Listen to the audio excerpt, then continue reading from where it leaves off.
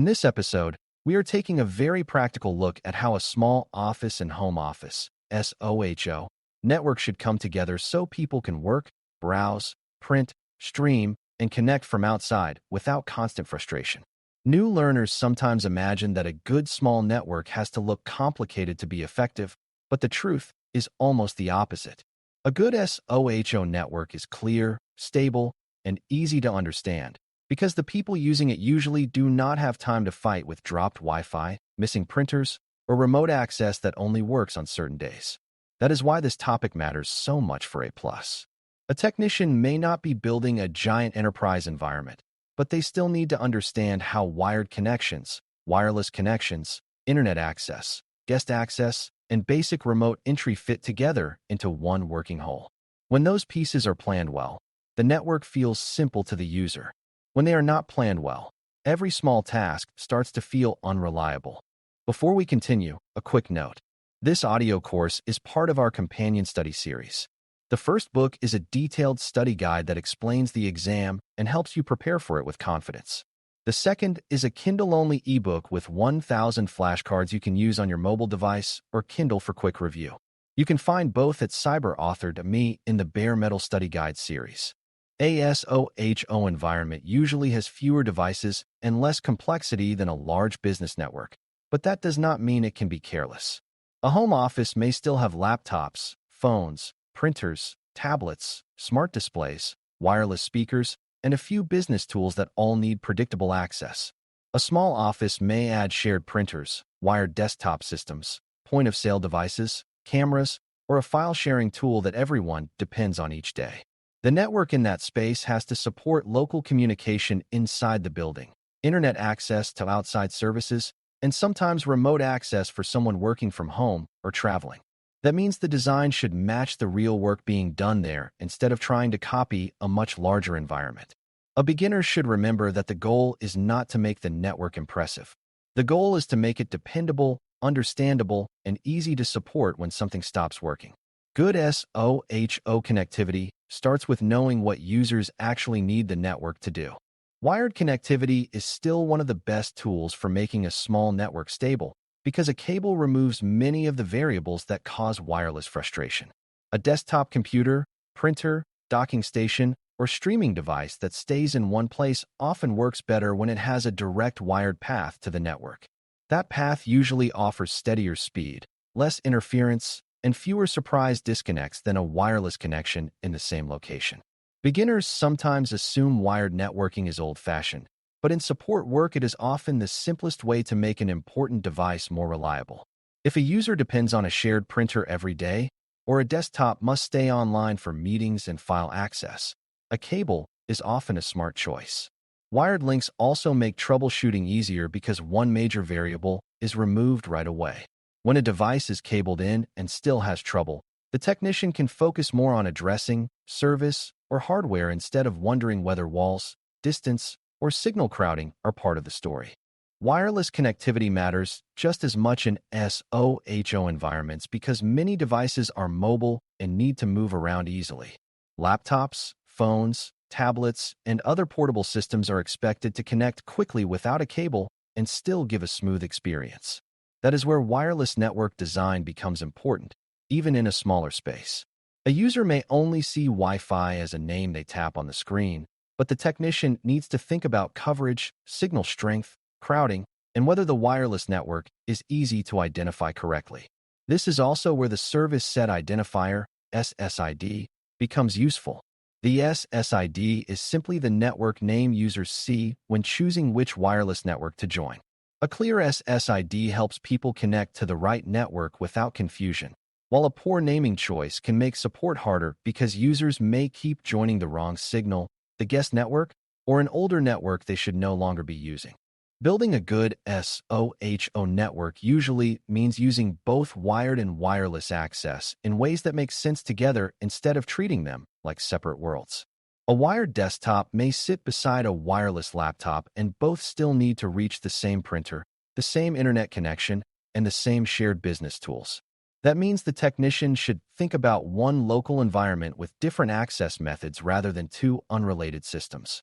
Wired links are best where devices stay put and reliability matters most, while wireless links are best where mobility and convenience matter more. Trouble begins when every device is pushed onto Wi-Fi just because it is easy, or when wireless coverage is ignored because the main desk works fine with a cable. The network should match how people actually move and work in the space.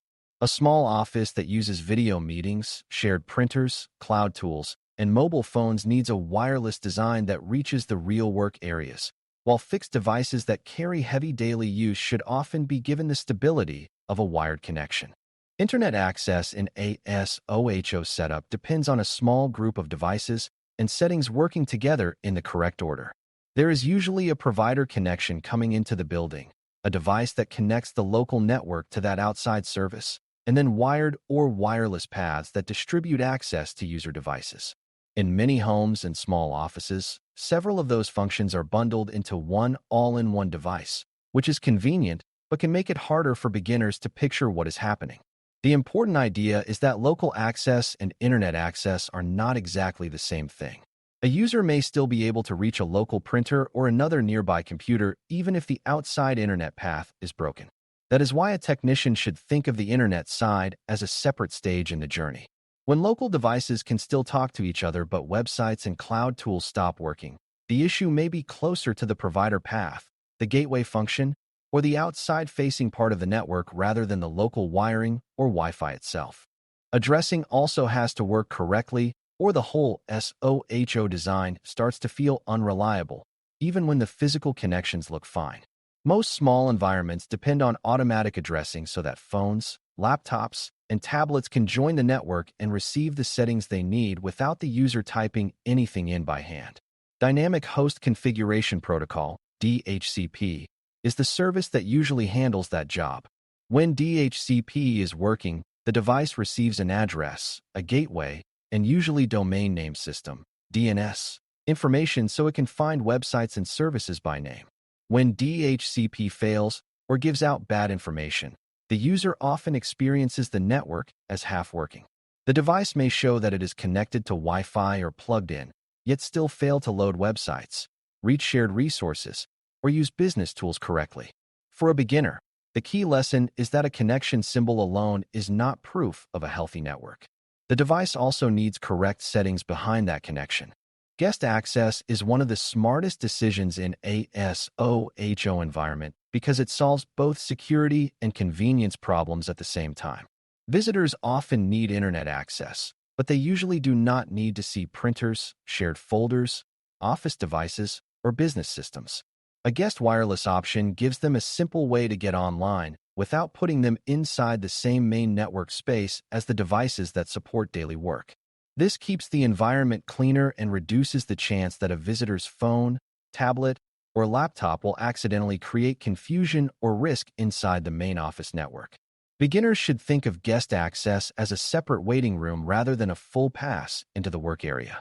If the main wireless network is shared too freely with visitors, the office loses some control over who is sitting inside the same local environment as printers, smart devices, and work computers. A guest option makes support easier because it reduces unnecessary mixing between personal visitor devices and the network that people depend on to get their jobs done. SSID planning matters more than many beginners expect because wireless names shape how users behave every day. A network name should be clear, easy to recognize, and simple enough that users do not guess their way onto the wrong one.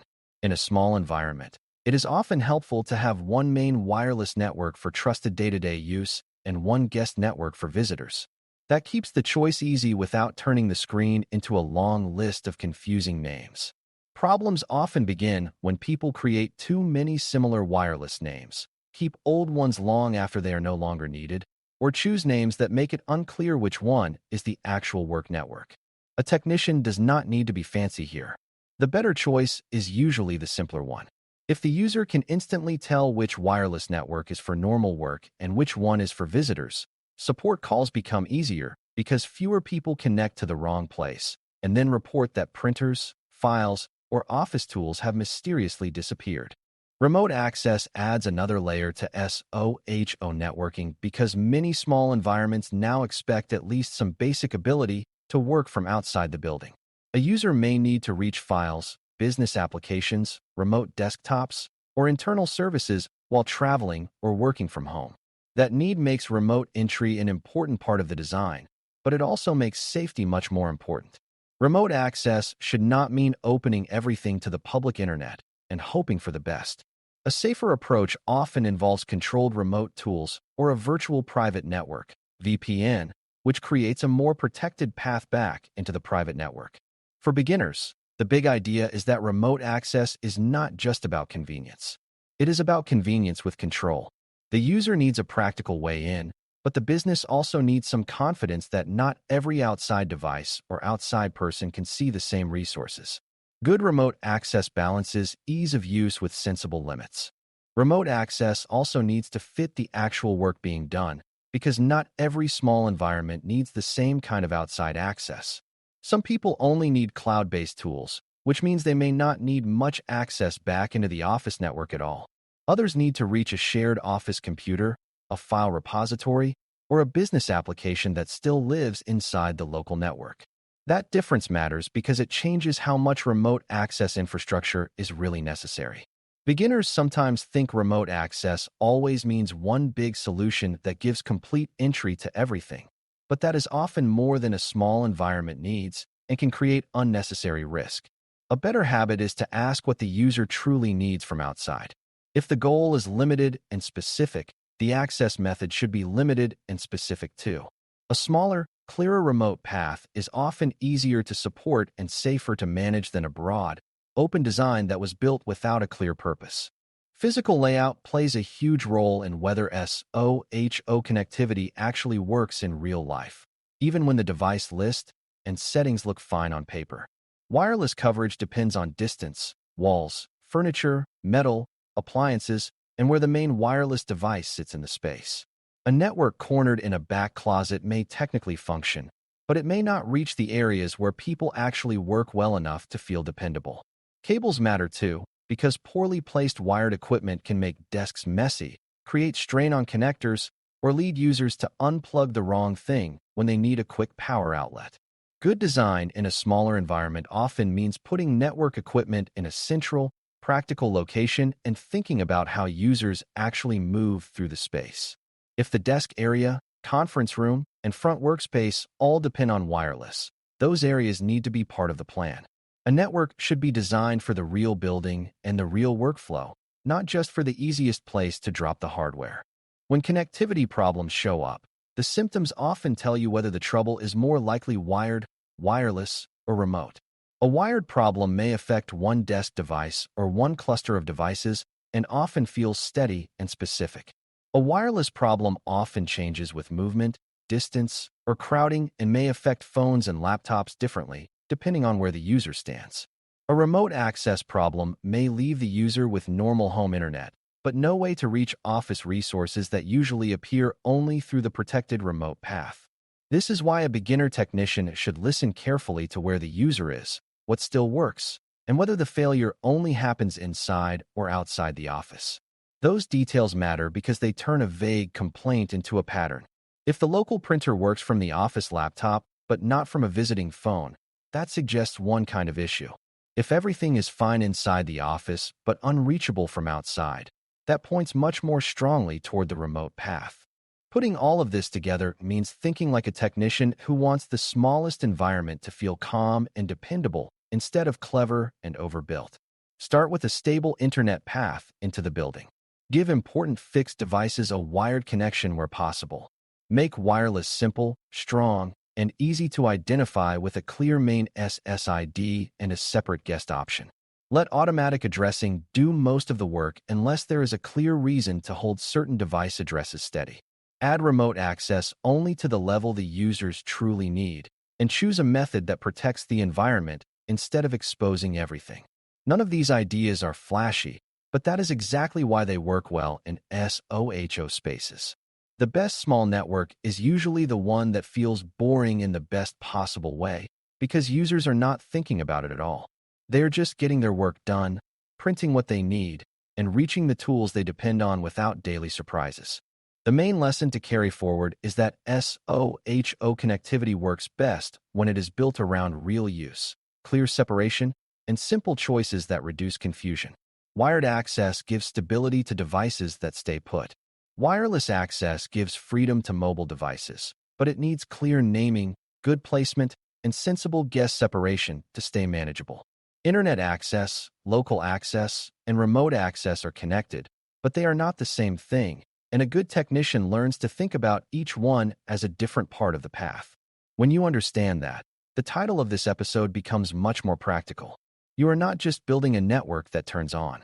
You are building a network that actually works for people inside the space, outside the space, and across the normal mix of cables, Wi-Fi, and remote entry that small homes and offices now rely on every day. Thanks for listening. For more audio courses, daily newsletters, and more, please visit BareMetalCyber.com.